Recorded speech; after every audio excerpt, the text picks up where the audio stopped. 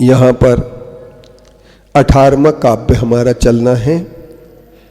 ततः स्तोम दोष निर्मुक्तै निर्मोहो भव सर्वता उदासीनत्वमाश्रित्य तत्व चिंता परो भवो।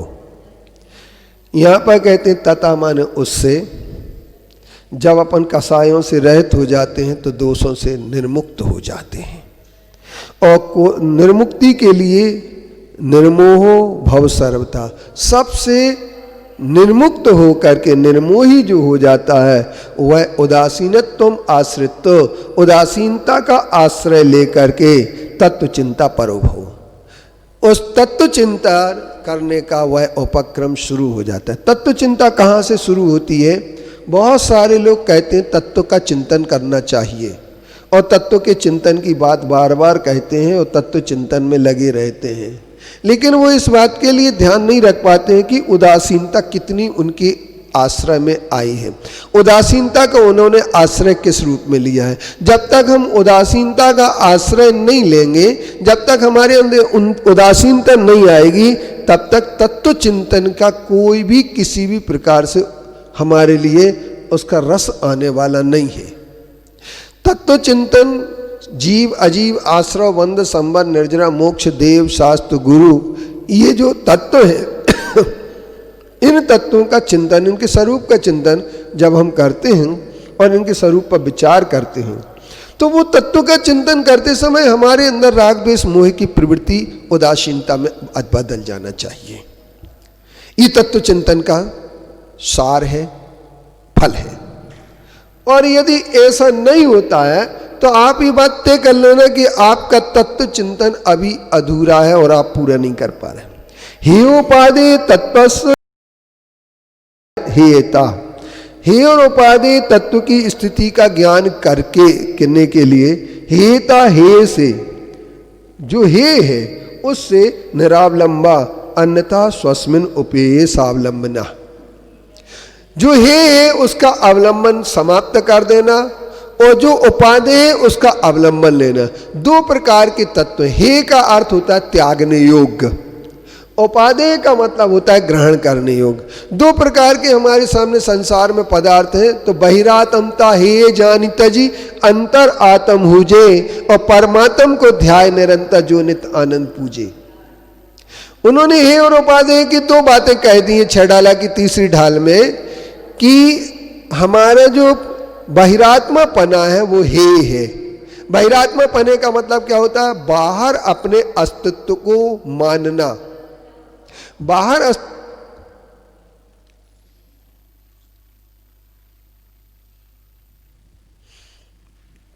तो जब हम अपने बाहर के अस्तित्व को स्वीकार करते हैं, बाहर अपना अस्तित्व मानते हैं, बाहर की सत्ता को अपना मानते हैं, अपनी सत्ता को बाहर का मानते हैं, तो उस समय हमारे पास क्या होता है कि हम लोग बहिरात्मा बन जाते हैं।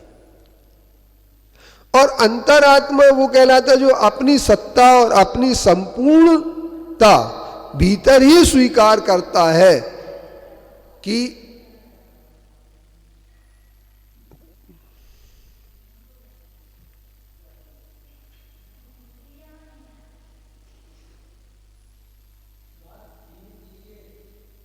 तो तात्पर्य मेरे कहने का ये है कि हे जो है बहिरात्मापना है और अंतरात्मापना उपादेय है।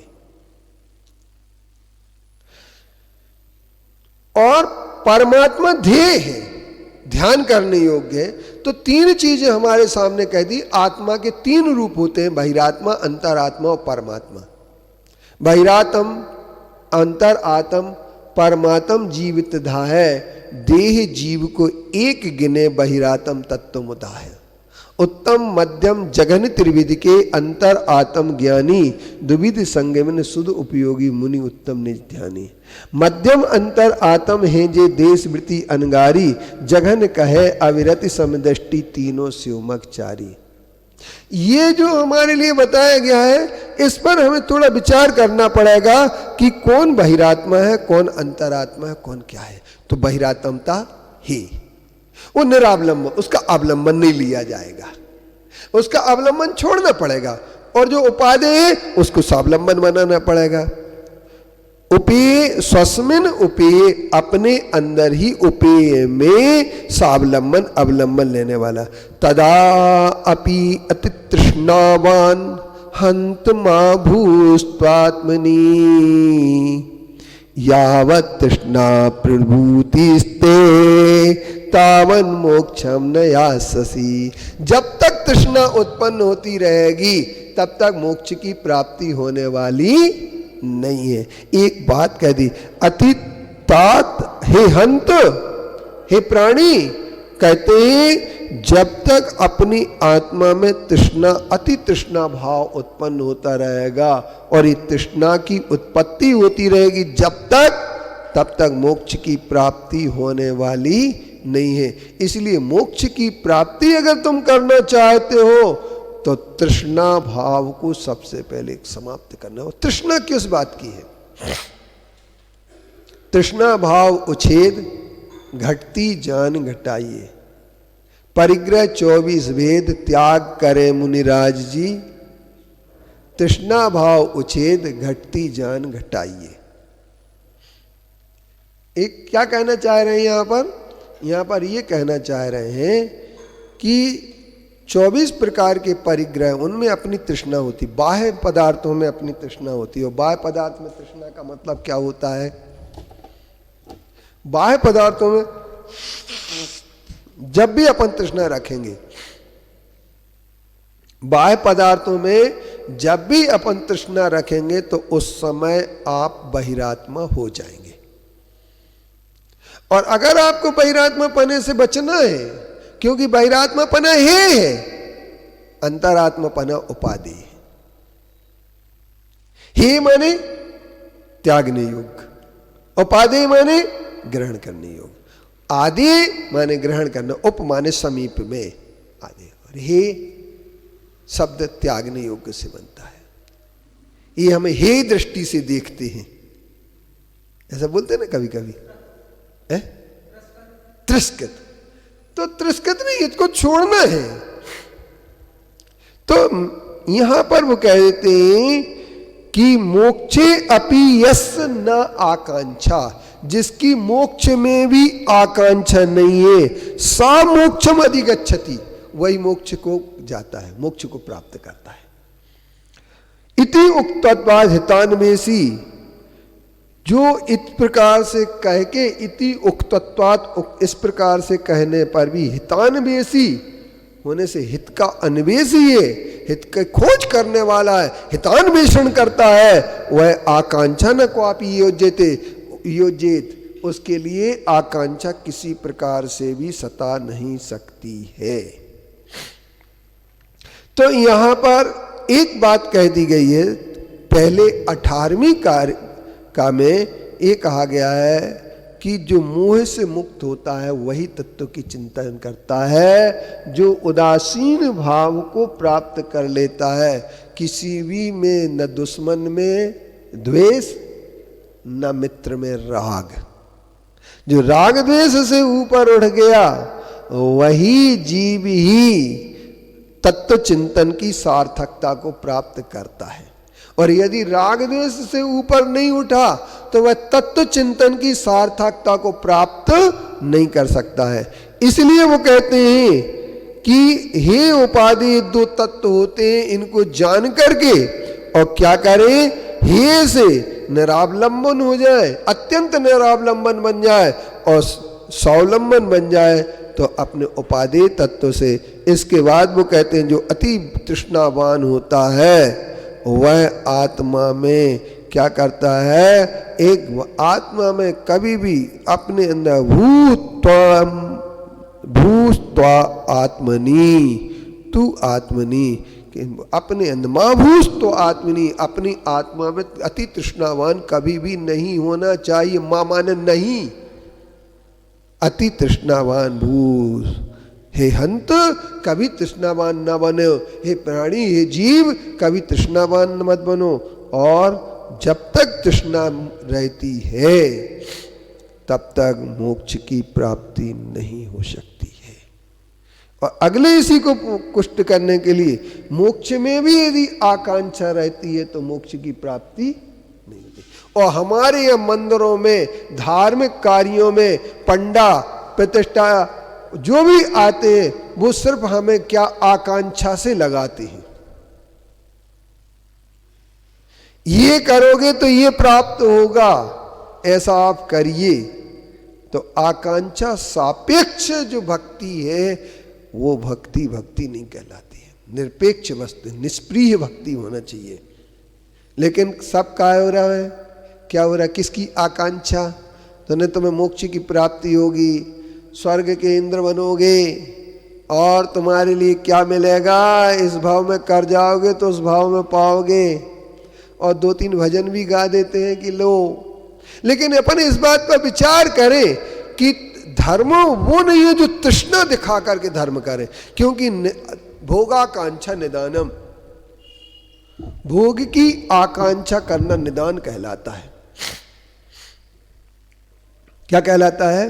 भोगाकांक्षा निदानम, भोग की आकांक्षा करना निदान कहलाता है। इसलिए स्वम परम चेती वस्तु इत्थम, ये सौ वस्तु और पर वस्तु इस प्रकार से वस्तु रूपेण चिंतय, वस्तु स्वरूप का चिंतन करके उपेक्षा भाव अनुत्कर्ष पर्यंते शिव मापनु, जब तक मोक्ष की प्राप्ति नहीं होती है तब तक उपेक्षा भाव का, भावना का उत्कर्ष हो जाता है। किसके?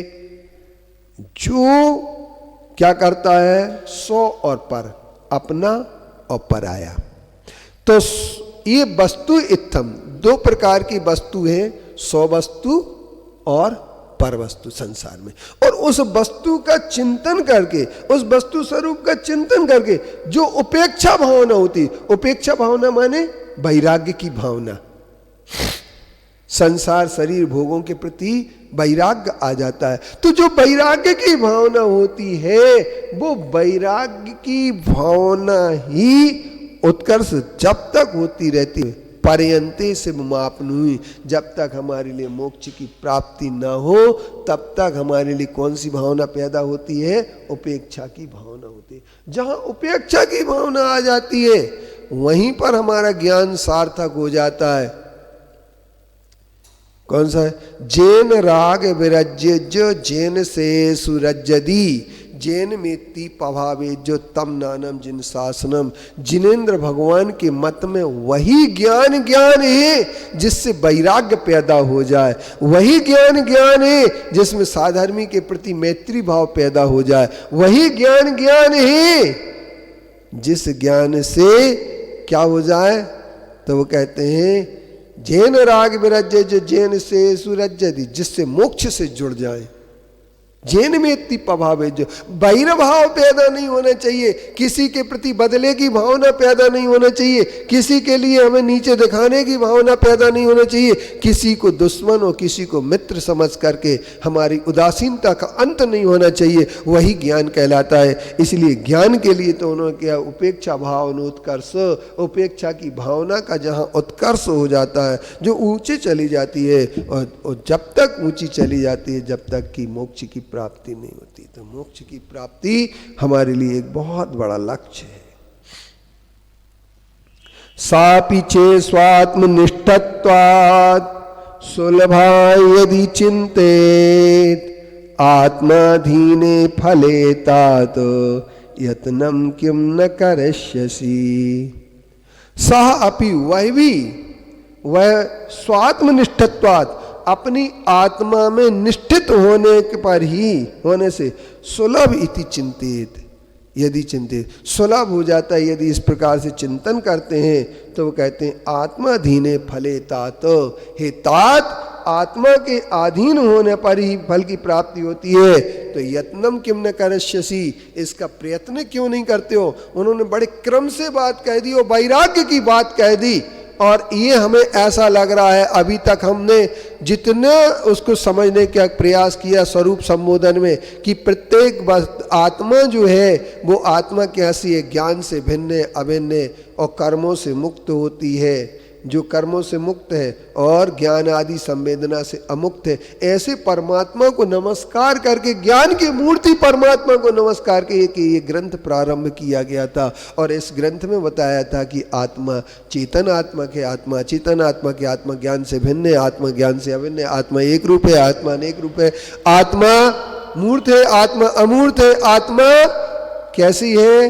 तो वो कहते हैं आत्मा जो है हमारी वक्तव्य है और आत्मा अवक्तव्य है। और ऐसी आत्मा सम्यक दर्शन, सम्यक ज्ञान, सम्यक चारित्र के मार्ग पर अगर उपाय करती है तो मोक्ष की प्राप्ति होती है, क्योंकि तप से ही निर्जरा की प्राप्ति होती है। और तप से निर्जरा की प्राप्ति करने के बाद, तप का स्वरूप बताने के बाद, आत्मा को जैसे उन्होंने कह दिया राग में, जैसे रंग में रंग जाता है कि काली कमली पर दूसरा रंग नहीं चढ़ता है। कितना बढ़िया ये आचार्य अकलंक देव के द्वारा लिखित ये ग्रंथ है। इस ग्रंथ का हम लोगों ने, कितना बड़ा हम लोगों का सौभाग्य होगा कि जो हमने इस ग्रंथ का आज स्वाध्याय कर लिया है। अन्यथा ये ग्रंथ आपने नाम भी नहीं सुने होंगे। किसने नाम सुना था स्वरूप संबोधन का? नहीं सुना ना? कितना छोटा सा ग्रंथ, सरल, इतने छोटा सा ग्रंथ है, 25 श्लोकों में कितनी बड़ी बात कह दी। आप ये तो सोचो, बात कितनी बड़ी कह दी। पूरे समय सार का सार, सारे ग्रंथों का सार यहां पर आ गया। उन्होंने कह दिया कि आत्माधीन होने पर फल में, आत्माधीन होने पर फल में हे तात यत्न क्यों नहीं कर देगा? करता है। क्यों नहीं करता? क्योंकि वो कहते हैं वह आत्मा निष्ठ होने पर ही उपेक्षा भाव प्रकट होता है। आत्मा से बाहर अगर आप जाएंगे, आपके वैराग्य होने वाला नहीं है। आत्मा में निष्ठ होने पर ही स्व की अनुभूति होती है। आत्मा में आने के बाद ही समता भाव होता है। आत्मा में लीन होने के बाद ही अपने लिए, अपने स्वरूप की उपलब्धि होने लगती है। तुम आत्मा में क्यों नहीं आते?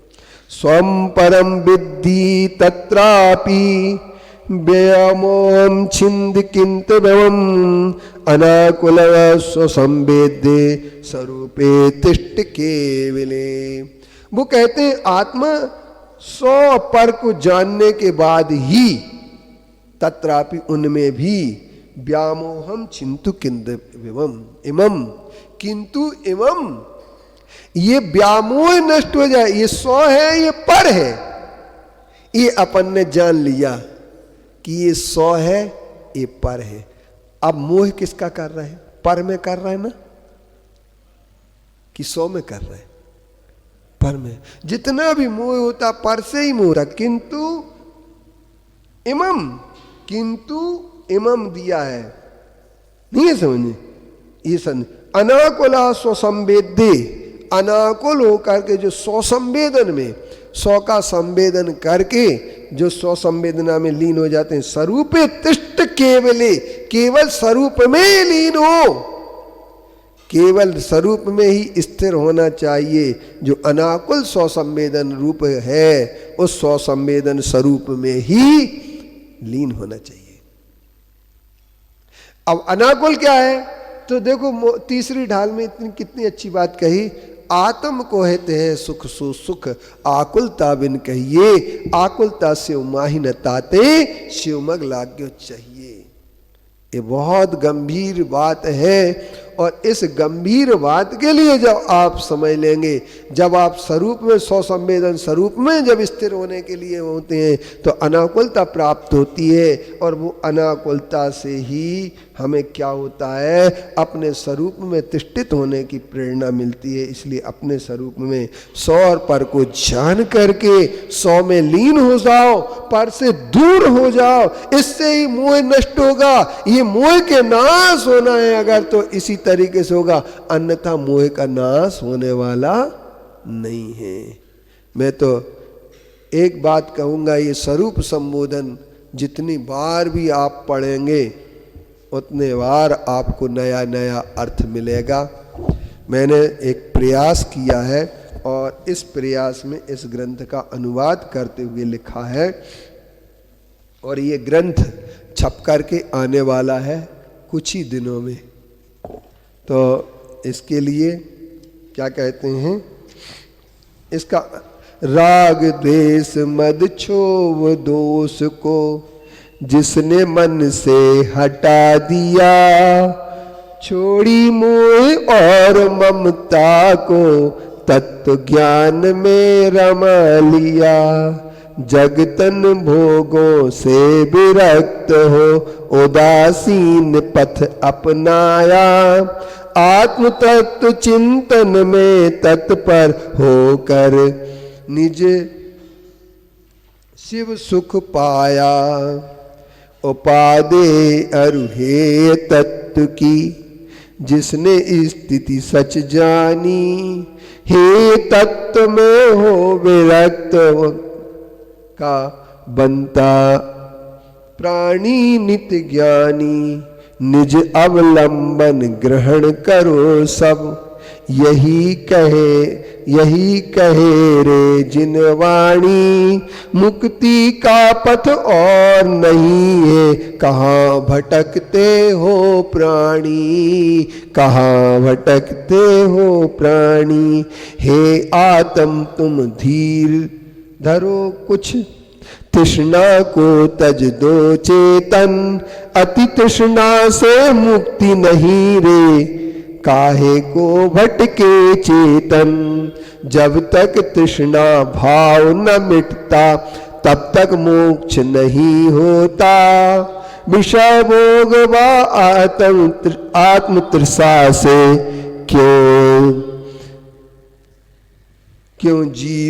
क्यों जीव की जीवन यूं ही खोता, क्यों जीवन यूं ही खोता। आत्महितैषी साधक ने आकांक्षाओं का त्याग किया, नहीं मोक्ष की अभिलाषा नहीं किसी से राग किया। सर्वज्ञ देव की वाणी से आकांक्षा तजने का बोध मिले। किसी विषय में आकांक्षा से नहीं मोक्ष की राह मिले। स्वपर वस्तु विचार करो तो दुख संकट टल जाते। समता में मध्यस्थ भावना धारण कर सुख पाते। वस्तु तत्व का यथा तथ्य जो चिंतन करते निस दिन है। तत्व भावना की उत्तमता से विषय त्याग से बनते हैं, त्याग से बनते जिन्हें।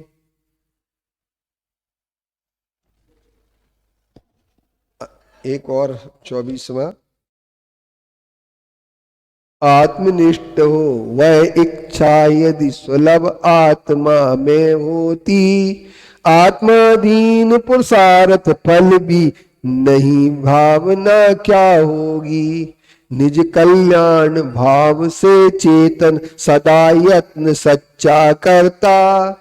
निजाधीन सुख पाने हेतु निज आत्म अनुभव करता। निज आत्म अनुभव करता।